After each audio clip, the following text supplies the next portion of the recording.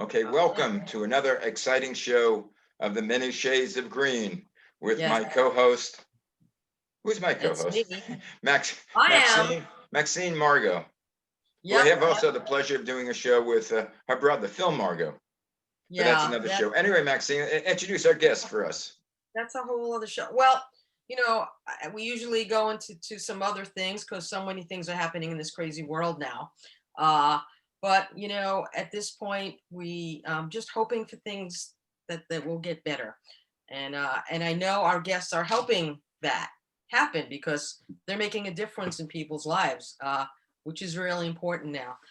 So we have on today, we have Courtney Gravenese and Kevin Egolf. And again, in these times of COVID, we have to get our immune systems boosted, and we need to keep our bodies and minds healthy. And so it's really important, that we kind of understand what we need to do to get that going. And we also need to have some financial stability, or know that people who are helping us are being helped by people like Kevin, because it's important that the farmers who are growing this great food that Courtney's gonna give us some insight into, have financial stability as well. So we're all connected, like everything is interconnected. So as I said to Kevin, we're gonna go with ladies first, and I'm gonna read an intro for Courtney. So here we go. Courtney's our guest today, Courtney Genovese. She's a nutritionist, nutrition consultant, and health educator in the New York metro area, a registered dietitian, nutritionist, and she holds a Master of Science in Nutrition and Applied Physiology from Teachers College, Columbia University, which is pretty awesome there, Courtney. She has more than 20 years experience, including worksite wellness, disease management, individual nutrition, group and family nutrition education. And she also loves to cook, and she writes for various organizations. Um, she definitely embraces all types of exercise, and having seen her pass me by, that's a whole other, because Courtney and I live on the same street in the town of Qua, as we say. She's an amazing runner, hiker, skier, yoga, and does weight training. And she also incorporates mindfulness practice so that people can have a positive, a change in behavior to cope with everything. Coping is pretty much something. So, Courtney, in 1918, the U.S. was hit with the Spanish flu, which lasted 3 years. So now, 100 years later, we are in with this Corona COVID-19 virus pandemic. And people are stressed, and they're overeating. They're cooking more at home, which is good, but they're stress eating. So how can we eat better? How can we stop stress eating? And so what kind of advice can you give us, or what can you tell us about, how we can have a better, more balanced diet? Yeah, sure. Well, if there's a silver lining to any of this, it is that more and more people, because they had to, start cooking at home. So for some people, that was a brand new experience because they never cooked at home before. But to your point, there's a lot of stress eating going on. So when it comes to the whole package of what can, I want to say, what boost our immune system, because what we know about our immunity is that there's many factors that influence how we respond to bacteria, viruses, is that it's not just the way we eat, it's the way we exercise, it's how we sleep, it's our stress management. So all of these become this giant web of how we take care of the whole self. So when it comes to food specifically, I know we're hearing a lot about vitamin D and vitamin C because they're at the top of mind for a lot of people in terms of those foods that help boost immunity. But it does a disservice to all those other incredible foods that we could be eating, and all the other phytochemicals and polyphenols and all these incredible things that we could be eating that really support the whole self. So to make it more manageable, I feel like in America, it's so hard for people to decipher through what they're hearing on the news, I feel like it's overly complicated.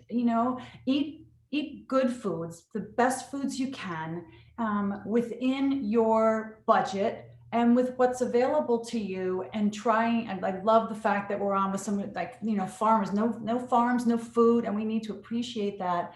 But one thing I try to encourage with my clients is that it doesn't have to be, the most expensive food that's out there, nor does it always have to be organic. And I know I'm going to get a lot of, like, what are you talking about? But I'd much rather support a local farm and a farmer who isn't necessarily 100% organic, but is doing everything that he or she could be doing, so that their food is grown with the least amount of pesticides possible. So it makes it much more reasonable for people who are on a lower budget. Because I don't know about you, but the last time I checked, strawberries in the middle of winter in the Northeast are $9 a container, and for a lot of people, that's knocking them out of the water. So if you present that, even though it's a great food that's high in vitamin C, I'd rather work with somebody that give them some options so that they don't feel like it's an all or nothing situation. So absolutely foods that are high in vitamin C, but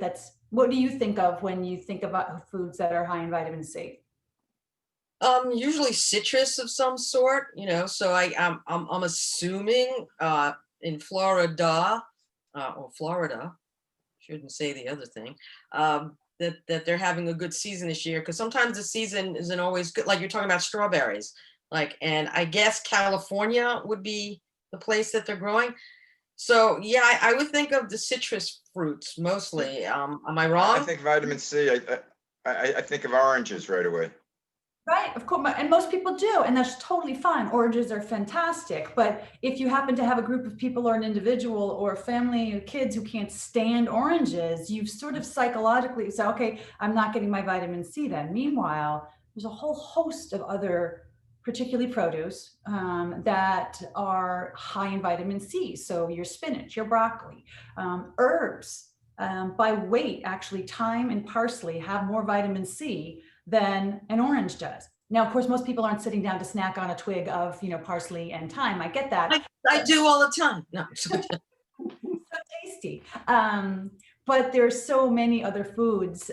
So you figure there's at least maybe a few within that group that most people would enjoy eating. And we have a large, unlike vitamin D, which is a fat soluble vitamin, vitamin C is a water soluble. So although we do see some toxicity, mostly stomach upset, diarrhea, things like that. Sorry to talk diarrhea, but you got a long runway when it comes to toxicity levels with vitamin C. So, but much, much easier to get that in foods because there's such a wealth and variety of foods that contain vitamin C.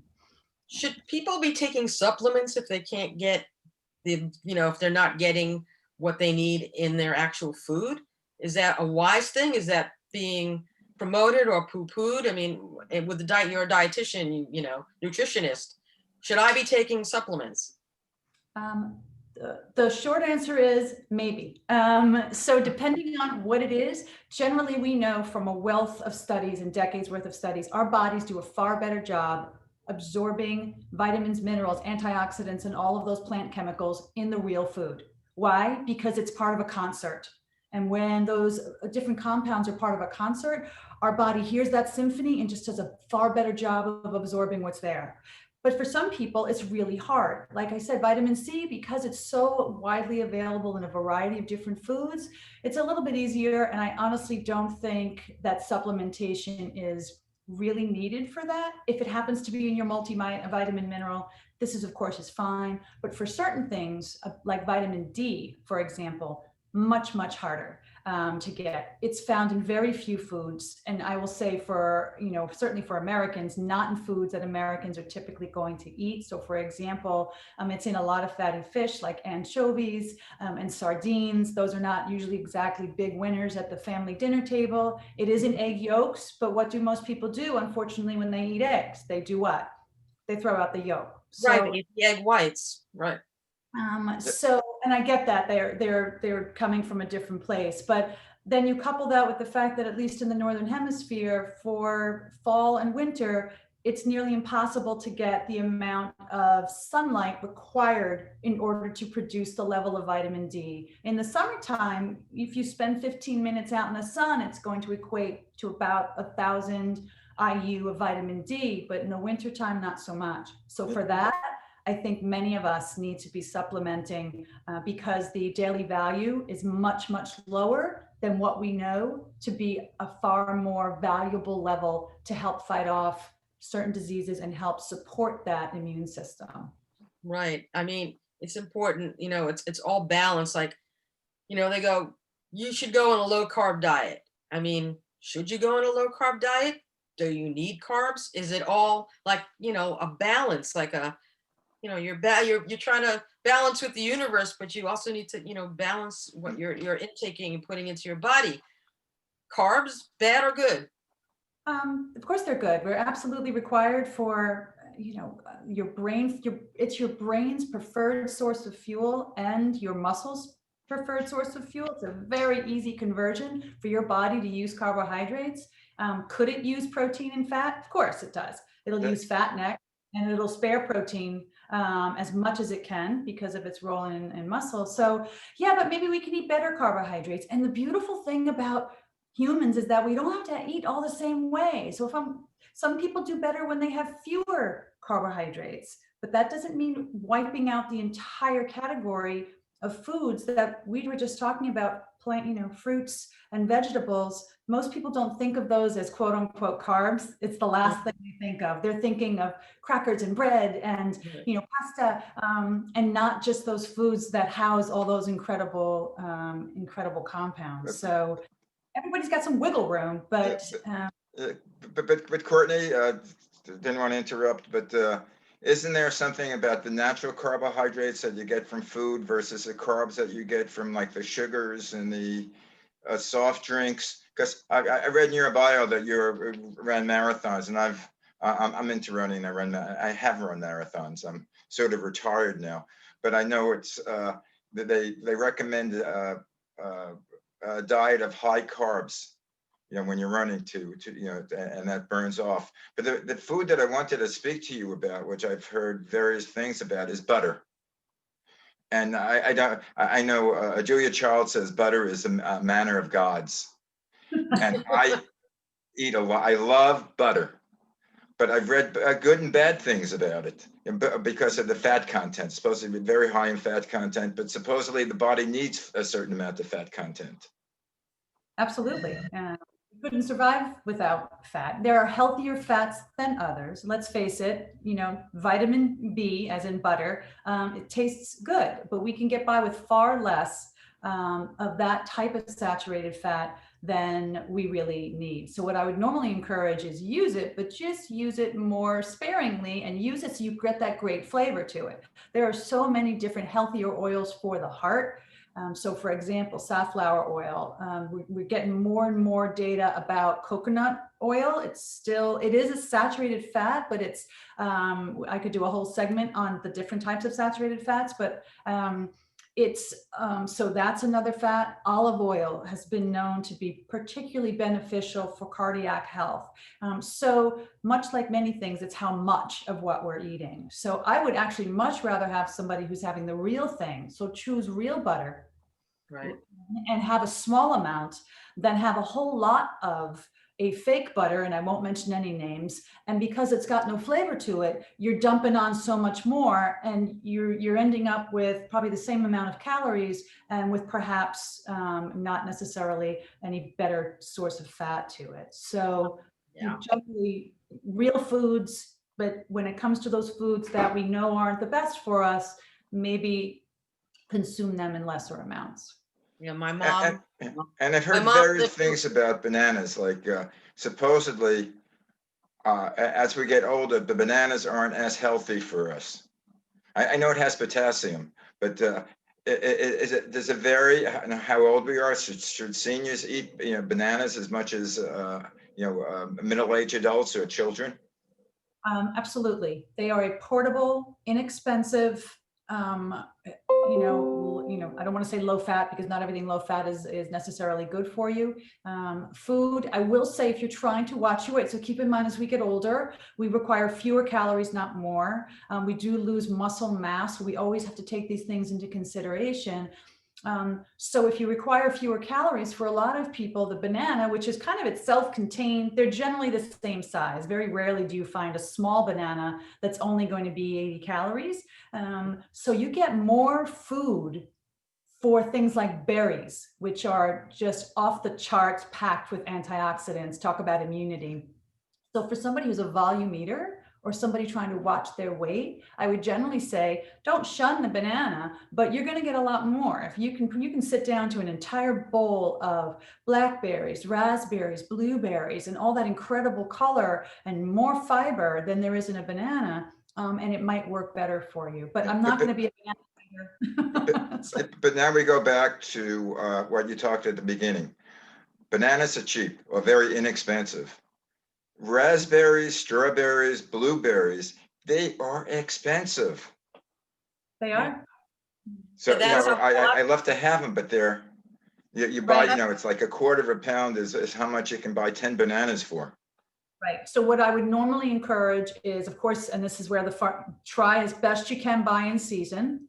Buy them in season when they're less expensive. I'm not going to say cheap because they're not, but less expensive. Freeze them. So there's one option. So you're buying them in season at peak of freshness, and their vitamin and mineral content is going to be the highest. Another option for people, and I work with all socioeconomic backgrounds, buy them frozen already. So frozen fruits are going to be more economical for people who are on a very tight budget than perhaps fresh. So as long as they don't have a sugar coating on them or any kind of sauces or anything like that, frozen berries are an excellent option, less expensive. You don't have to worry about shelf life because they're in your freezer. And I get frustrated too. I bring home a container of raspberries and I feel like they're molding like within hours of bringing them. But that's the nature of particularly berries. But that makes it more reasonable for people. I'm constantly trying to work with clients on how is this going to meet your budget? But that's why I'm careful about don't eat bananas or don't eat these, because I'd rather have somebody have a banana than reach for, a package of refined carbohydrate crackers or some other snack. You mean donuts? But Courtney, now that we speak about money, we're going into the bailiwick of Kevin. Yeah, I know, Courtney, we're gonna have to have you back, and Kevin, I know, when we're done, because there's so much we didn't get to talk about, but food is important, to stay healthy, well-being. We have to talk about another, how you keep your well-being in check, maybe meditating, maybe better sleep, and all those wonderful things. But so I guess we'll kind of wrap on that, and then we'll get into Kevin here, who's been patiently standing by. And the question is, did he have a banana this morning? That's my first question.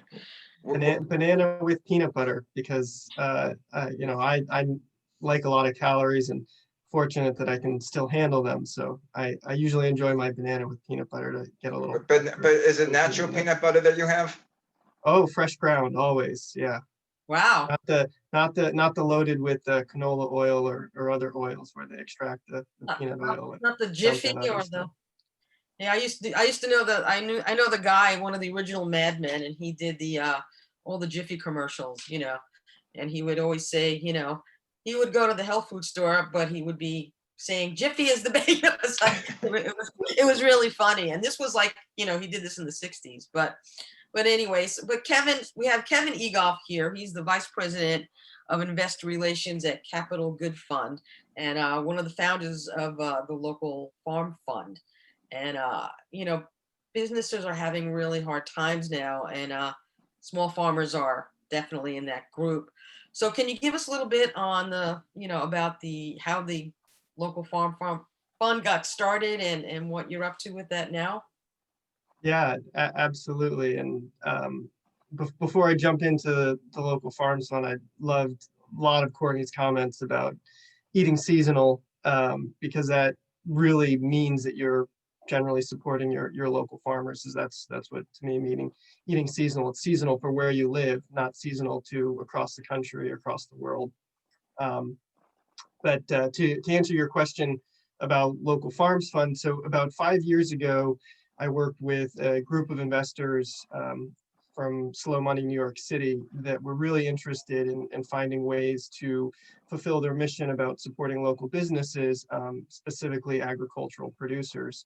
And they didn't have any significant experience in terms of working with farmers or managing an investment fund. And so they engaged me to assist with the creation of a fund. And we just, collaborated with local farmers, farmer advocates, and the investors, and created what we thought was a unique and innovative solution to provide land access, which we thought is one of the biggest challenges that emerging farmers face, through the use of impact investment capital. So those investors invested into a fund. We brought some additional investors in, and we've supported 3 different farmers since we launched. And all 3 of those projects are going really well. They're all doing different types of stuff in areas outside of New York City. That's where the fund is focused. And, it's been a great collaboration of bringing impact capital to find unique and innovative ways to supporting sustainable farmers. What is impact investing? Can you explain what that is? So not everybody. Yeah, absolutely. Sorry, I used a lot of the jargon here, so please ask those Okay. questions. But impact capital, means different things to different people, but for the most part, it means I'm going to make an investment for reasons that go beyond the financial purpose. Most people think of investments and the sole goal is to maximize financial return. And, not to go down a long-winded path of deviating from farms and food, but, that sort of mindset has created a lot of problems that this capitalistic society is now dealing with. And impact investing is a way to deviate from that, where you focus on social and or environmental goals or impacts alongside those financial returns. Sometimes this is done in a concessionary way, where they're giving up financial returns to gain some of those impacts, and sometimes in a non-concessionary way, where those impacts coincide with, a full market financial return. How would a farmer who needs some money, how would they get in touch, or how would they find you, or know to even find you?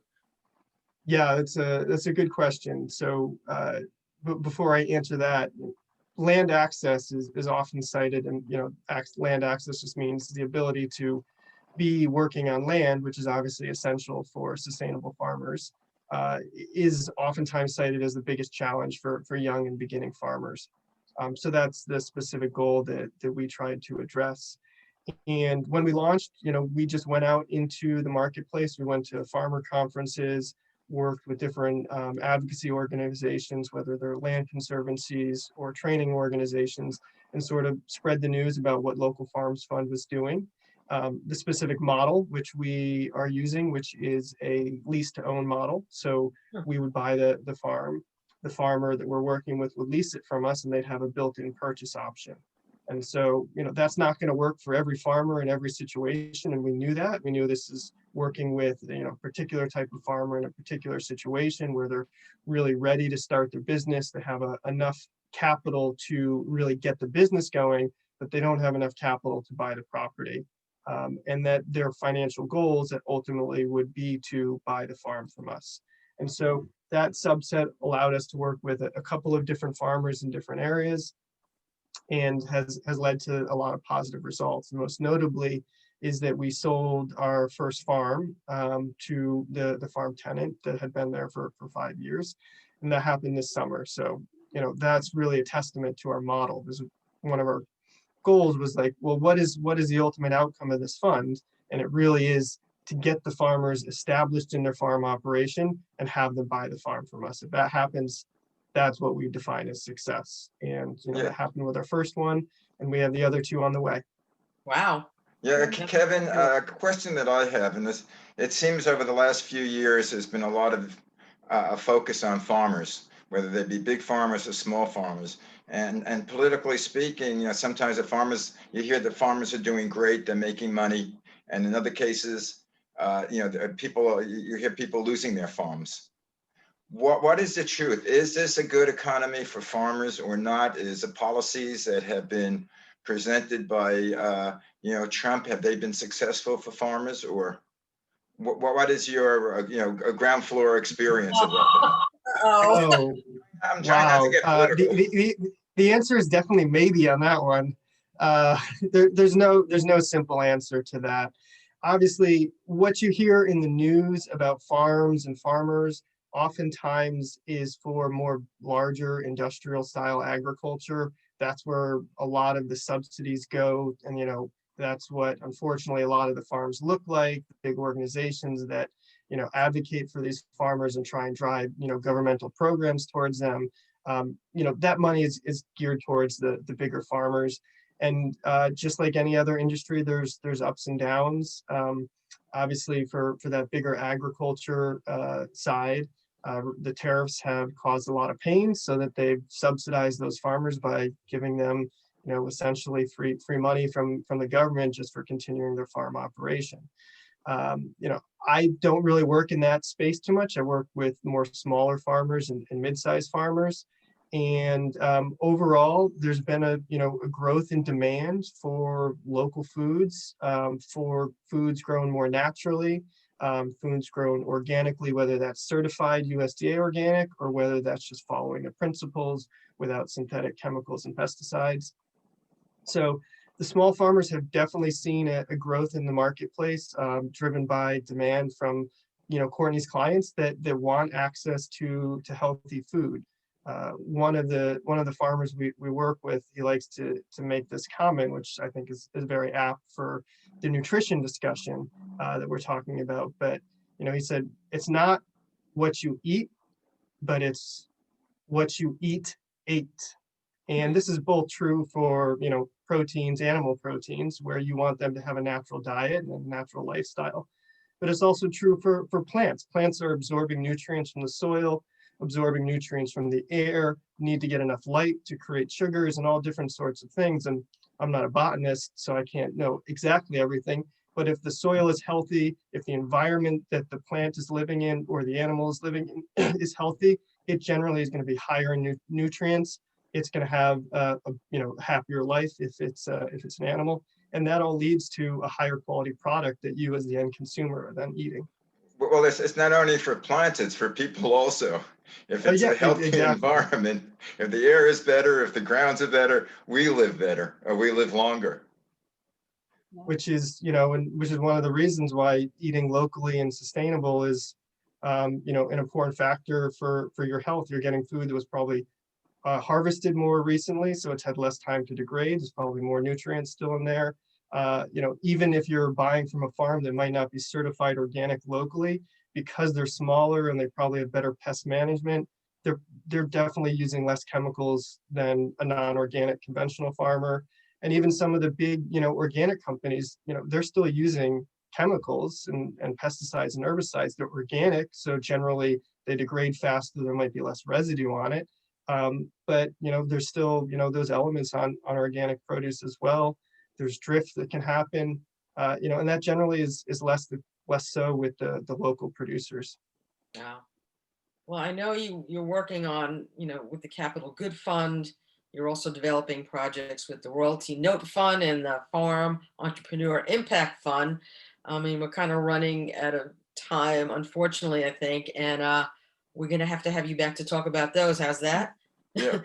Yeah. Is that okay? We have to tell the people how they could contact you if they wanted to. What? Yeah. So, you know, I like to keep busy. I work on a lot of different projects, as Max noted. Probably the easiest way to get a hold of me is through Local Farms Fund. So my email, LFF, Larry Frank at localfarmsfund.com. You can go to our website. There's a contact us page there, localfarmsfund.com. So you can reach out to me that way. It's probably the best way to get a hold of me. Courtney, Courtney, how can we get a hold of you or our audience? Yeah, where can we get a hold of you? Mostly anything on LinkedIn. So Courtney, my LinkedIn account on Gravenese, and then my Instagram account, which is CLG Wellness. That's where you can find me there. And I post all sorts of things about food and fitness and wellness and eating well and staying de-stressed. So Great. Well, you guys have been wonderful. I'm going to leave off with two quotes. First one is, "The earth laughs in flowers."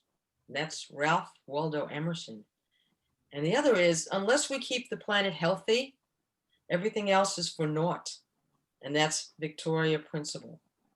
So we just thank you guys so much. We want to have you back because we always run out of time with everyone. And so it's great for having you here. And just check us out on Instagram. Go to the Many Shades of Green, or follow us on Facebook. Tweet us at TM Shades of Green. Find MalcolmPresents.com, thegreendivas.com, HudsonRiverRadio.com. And thank you so much for being with us today. But before we leave, Courtney, I have a question for you. Since you're a marathon runner, why didn't they do the New York Marathon? This year? Yeah. No, they did the London Marathon, and They did? they had a closed circuit around the palace that was closed to. They just had the runners, and it was closed to spectators. In New York, when I lived there, I lived off of Central Park West. When they first did the New York Marathon, it was 4 times around Central Park. Oh my gosh. This because the roads around Central Park would have been, it's 6 miles, so it was 3 times around, 3.5 times, 4.5 times around. They could have done that this year, but they didn't. Wow.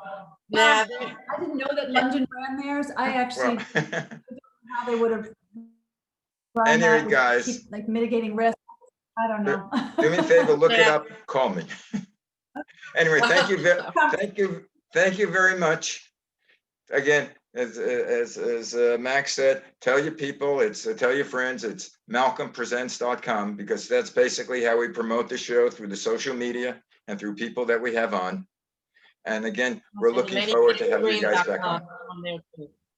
Thanks Thank you again. so much. Bye-bye. Have a nice day. Take Thank care. you. Thank Bye. you. Bye-bye.